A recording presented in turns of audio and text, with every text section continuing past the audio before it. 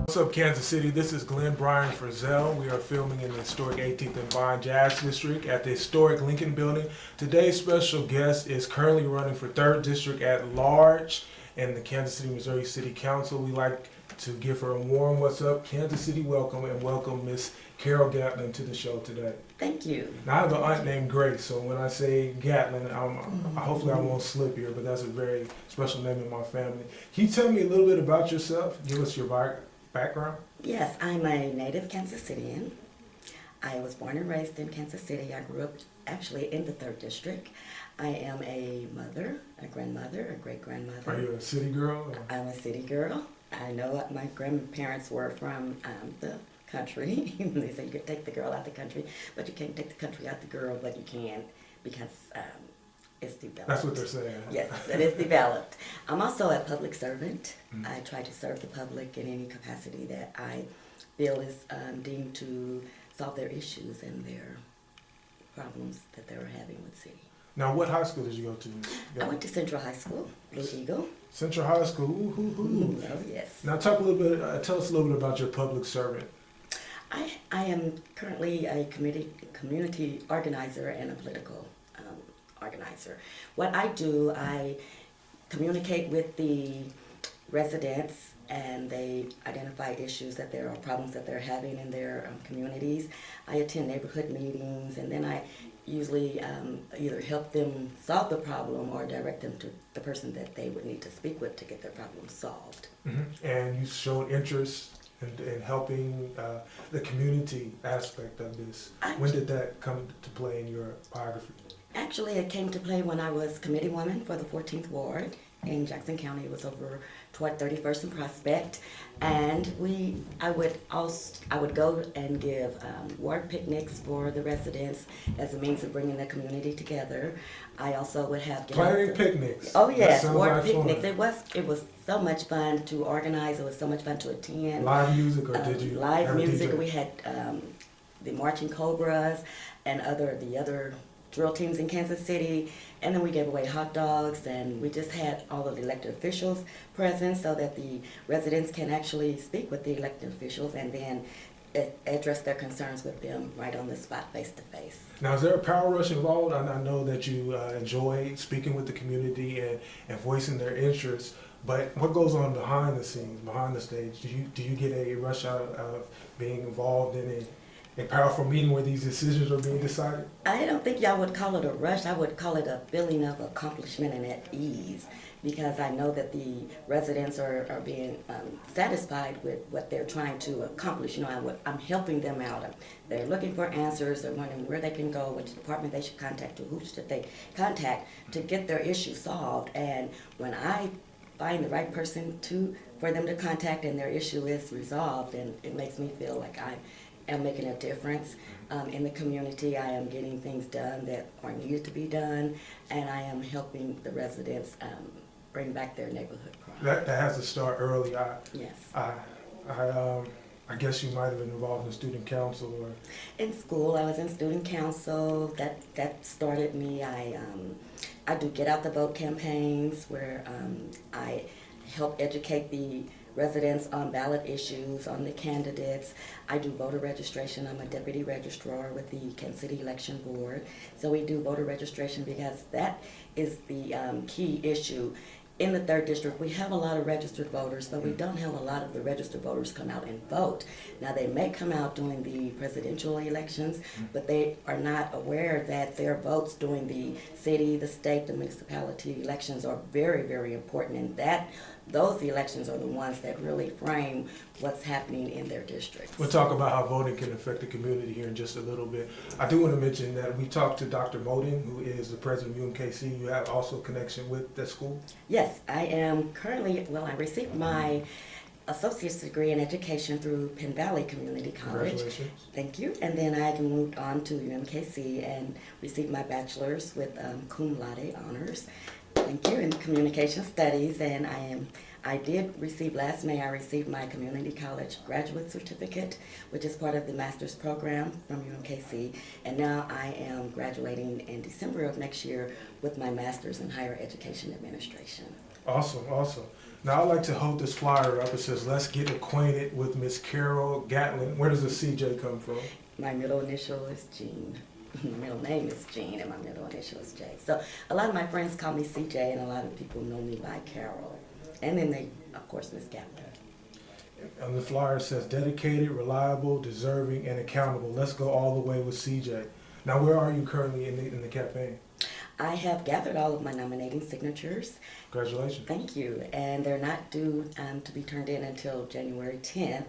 So I'm in the nominating process. But since I do have all of my signatures, I am gathering more just in case that the election board, someone has signed my petition and we're not truly elected, we're not truly registered voters. And then their name is going to be pulled out, and then I'll have some more time. Have that information early. Now, we understand that you have a background in communication studies, and I did a little research. I found you on Twitter. You also have a Twitter following, Twitter presence. Yes. Can you tell us a little bit about your Twitter experiences? Well, my Twitter experiences are basically social media where I learn information, provide information, relay information to other Twitter followers, other my followers. I'm sorry, excuse me. And we just and that's what we do. You know, it's just like a communication. It's an information network. We relay information back and forth to each other. And I recently got followed by Mayor Sly James. Congratulations. The other day, yes, it is. So I'm very proud of that. I think social media is powerful. Nowadays, it does provide an avenue for people to understand things that are going on in their community. It gets the perspective of the actual people that are involved in the incidences, such as Ferguson. You know, we were live streaming from Kansas City through Ferguson, so we had like firsthand knowledge of what's going on. From our, eyewitness, it was live, so that was real dramatic, and that was real, not entertaining, I would say. It was informational, because the media would report one thing, and then the word of mouth would report another, and you'll read something else even different in the paper. However, if you look at a live stream of the events that are actually happening at that moment, then you have your own version of what is really happening, and it just clarifies a lot of confusion. Let's talk about Ferguson for a little bit. In the past week or so, we've seen it as an outcome of the verdict, rioting. We've seen a lot of images of just helplessness, shop owners, communities being destroyed, police not being able to communicate with citizens who they are compelled to protect. And we've also seen other images. We've seen images of policemen helping residents. We see images of peaceful protests. What resonates? What are a couple of images that resonate powerfully with you in the last couple of weeks here? The main image that just keeps coming in my head and this is like a cliche, there's always one bad apple that spoiled the bunch. And it may not be all of the Ferguson police officers that are showing disparity between and inequities between the citizens, the African American citizens of Ferguson, but there's always one bad apple that tips the iceberg and causes a domino effect. And unfortunately, the residents are feeling like they have been treated unfairly regarding policing, and there needs to be more of a community policing and togetherness with the residents and the police department. Here in Kansas City, we do have community police that are involved with neighborhood associations throughout the Kansas City area, and I believe that has a lot to do with the trust that the residents in Kansas City, Missouri do feel, with their police force here. Thank goodness that is not happening in Kansas City, although we are part of Ferguson because we are Missouri and we are one. And we do feel their pain. We feel that we can see and feel the suffering that they're going through. It's unfortunate that the businesses have to be destroyed. The rioting has to happen. The presence of the police there and the National Guard, they're turning it into a police. This is not Afghanistan. This is Kansas City, well, actually Ferguson, Missouri. And I believe the amount of police presence there was unwarranted. It wasn't. They don't need policing. They need to be heard. They need to be treated fairly as humans. We are all created equal. We are all humans, and the color of our skin should not determine whether a policeman can say, "I can shoot you legally and get away with it."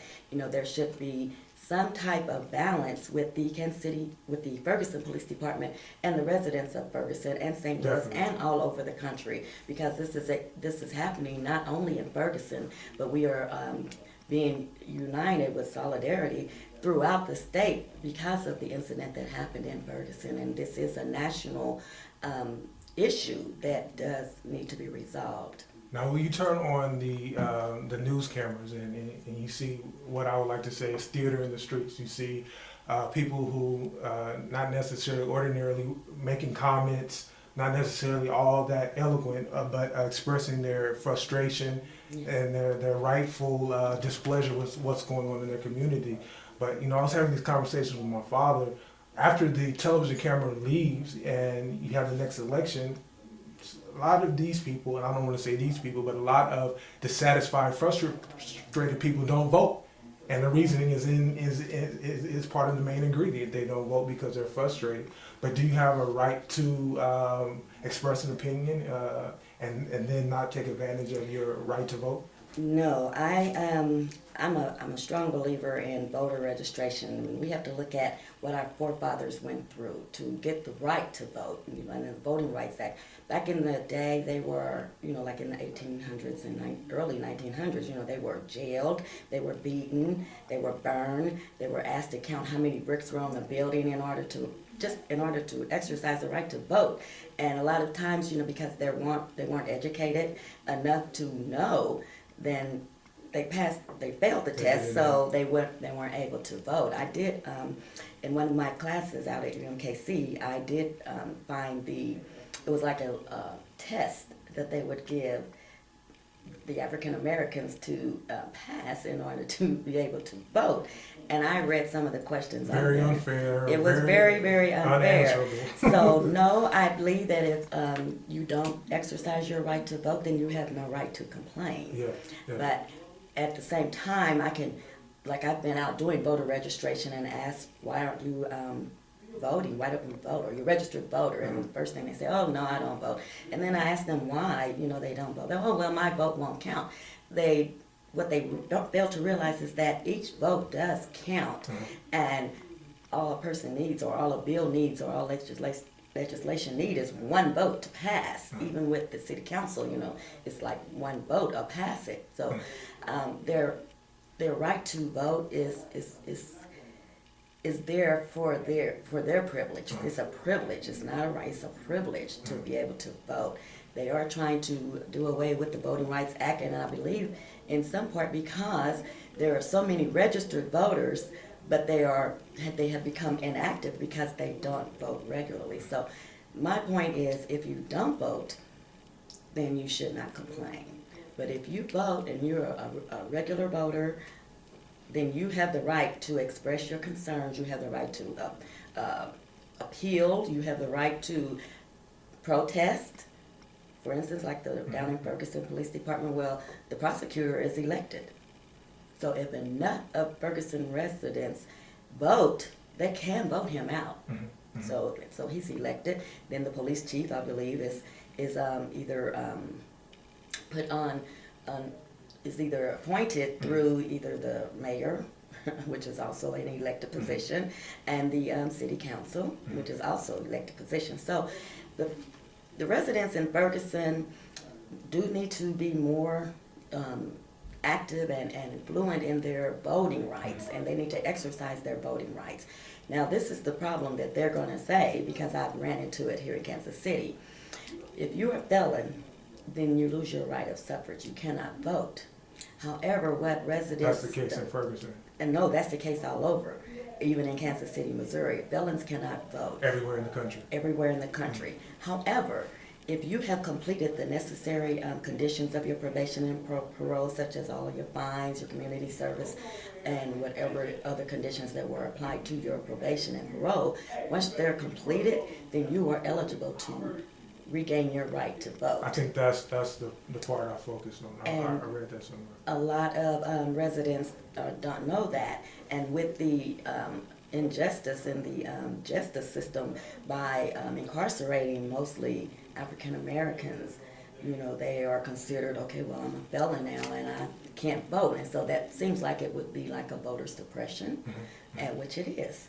You know, and then they are not notifying them once they have completed, letting them know that you are eligible to vote. Which and, they should. Yeah, and that's what, you know, my campaign is all about. It's like educating the voters, educating non-voters, and getting them registered to vote, because their vote is very, very strong. Community building. Community building, voting, getting things done, making things happen, and the main way it can happen is through a vote. And I know they're probably looking at me like, oh, it's election time, sure you're going to say that, but no. I'm saying this as a community leader, as a public servant. I'm here to serve the public, you know, and serving the public by educating them regarding the voting process is something that any and everyone should do, even if they're not running for office or if they're not elected official. You know, neighborhood leaders, they try to emphasize the right to vote. It's not an easy job. Right, but if you're not involved in a neighborhood association, then where do you get the information from? So it's like getting the word out on the street, and I just keep approaching people. I carry along with me the postcard voter registration cards in case I'm not at an actual site, because we have to give the election board 48-hour notice when we're holding a voter registration drive. And then I also carry around the right of suffrage information packets for those who say, I'm a felon, I can't vote. They shouldn't play invisible man with this information that we have access to. Exactly. Don't go underground with it. Ms. Gatlin, I would like to ask you a question about something that's already structured, but perhaps we could provide a little more harmony to. Also on your Twitter feed, I think it was during the World Series, you expressed frustration with the 18th Street Vine area, the limited amount of, I don't know if it was participation, community participation, Yes. or promotion. What would you do for the 18th and Vine area? All of the above. It was actually the 18th and Vine area is considered one of the entertainment districts in the Kansas City area, just like the other districts that are located across the city. 18th and Vine during the World Series was really embarrassing to me as a public servant and one who tried to promote all of the districts, and especially the 18th and Vine district, which is a historically black jazz district. You know, this was the melting pot of the African American community for so long. 18th and Vine, they have a song by I'm going to Kansas City on 18th and Vine. Well, during the World Series, oh yes, and then they said 12th and Vine, but now we use 18th and Vine because 12th and Vine is no longer, but 18th and Vine is still here and present. You know that. So during the World Series, it was so embarrassing because a lot of the few businesses that are here were open, even on their days off, and it was like a ghost town. And Cynthia Newsom, I saw her, she did a stand-up on coming down to 18th and Vine, and you say it still was pretty much Dust Bowl. It was a dust bowl, and it was like you could see the little hay barrels rolling around in the street. But I blame that, you know, when the Visitors Bureau, we had so many visitors from around the world coming to Kansas City for the World Series of our Kansas City Royals, yes. And 18th and Vine did not get any publicity. Our elected officials, I did not see one elected official down here during National the World publicity. Series. And you said you saw one? No, Oh, okay. I'm listening to. So it goes from the Your Visitors Bureau, it goes to the city officials, the state, even the federal officials, you know, that are representing our community. 18th and Vine is a the historic jazz district, and we have a lot of economic development to do here, and I don't know if that was their reasoning. However, it is considered an entertainment district, and it should have been included with the publicity and the promoting and the directing visitors down to the 18th and Vine area. There was so much revenue that could have been collected, with the 18th and Vine district. When you look at the TV, the newscast that were showing how they were celebrating at different venues or across the city, I mean, it was hundreds and hundreds and hundreds of people at these districts, and it was so disappointing that the 18th and Vine was not even publicized or promoted as being one of the entertainment districts as it is. And so 18th and Vine definitely would be on your platform as an elected representative. Okay, we have about 2 more minutes here. I would like to ask you, how do you refresh yourself? What do you read? What do you watch for, I guess, light viewing pleasure? Do you exercise?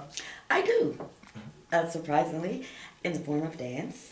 I do. That's very interesting. Yeah, I love dancing because it works all of your muscles. You get your cardio, you get your muscle building, jump ropes, and you just, you're dancing, you're moving, you're becoming flexible. So I like to dance. As far as exercising, I eat healthy. I jump too. Everyone does, but I do eat healthy, foods, and then I love listening to jazz. I love music. Music is my it's like my escape. When I turn on music, whether it's rap, well, I don't really take that back, but pop. That's what I'm trying to say, pop. But I love jazz. I love gospel.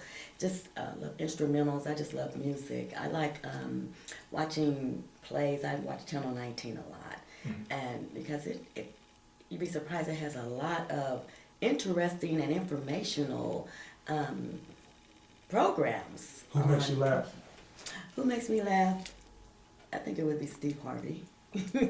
Family Feud, I like Family Feud. Steve Harvey makes me laugh. Last question. Why should viewers vote for you? Because I am a reliable person to depend on. I am dependable. I am one that practices what I preach. I am accountable. You can look back on past things that I have presented for the community, how I have helped the community in other ways. And not being an elected official, would give me more of the power to do the things that needs to be done for the residents. Thank you, Ms. Gatlin. Do you have any final words for our viewers? No, I just would like for the viewers to know that I am a public servant. I will be working in the best interest of the district, for the district. And we're going to go all the way with CJ. And do you have a website where viewers can connect? My website is not up yet. Everything will take place in January after the ballot season closes, January 11th. I will have a website. I will have campaign literature available. My email address is open now. It is CJ Gatlin 4, the number 4, City Hall @yahoo.com. You heard it right here first. Early. No excuse why you cannot get out and vote. Ms. Carol Gatlin, we'd like to thank you for coming to us today. We're going to definitely keep up to date with what you're doing in the city and all the good things that are going to come about as a result of this election. Thank you. I'm Glenn Bryan Frizzell for What's Up Kansas City. Join us again. Check out more video online at www.whatsupkansascity.net. And remember, the sky's the limit. Aim high. If you shoot for the moon and you miss, at the very least, you could say you landed among the stars. Take care. Thank you.